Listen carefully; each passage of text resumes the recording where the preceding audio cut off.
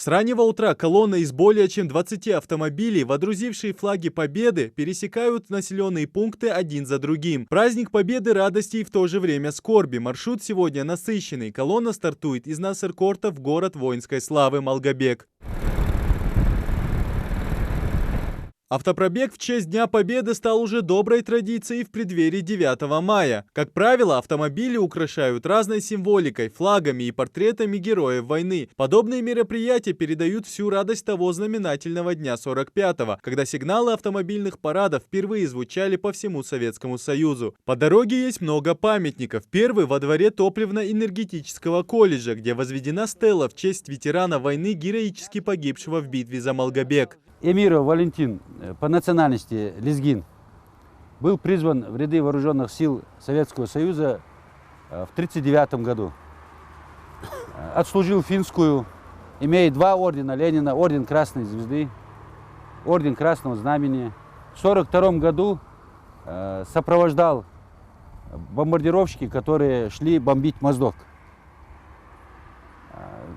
Ну, истребители, когда напали немецкие, 6 истребителей было, мессершмиттов.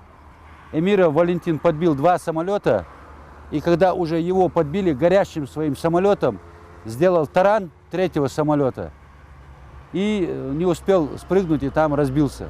Разбился он на этом месте.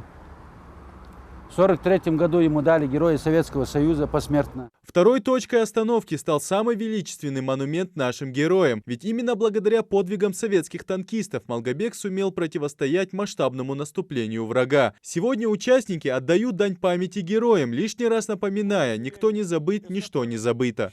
Поздравляю вас с великим и священным для каждого из нас праздником Днем Победы в Великой Отечественной войны. 76 лет отделяет нас от победной весны 1945 года. Все эти годы память о бессмертном подвиге народа, отстоящего независимость Родины, живет в сердцах каждого россиянина.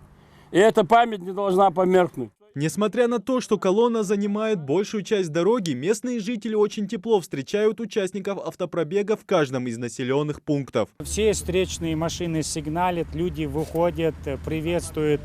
У нас месяц Рамадан сейчас в Ингушетии, но тем не менее все на улице, даже с утра, приветствуют, очень воодушевлены. Вообще на Кавказе и в России очень стараются отдать долг памяти погибшим, те, которые отстаивали мирное небо над головой. Конечная остановка автоколонны Победы – Парк Славы в городе Малгобек. Участники с портретами своих дедов возлагают цветы к памятнику всех героев малгобекских сражений. Идрис Ижиев, Асхаб Белакиев, Новости 24.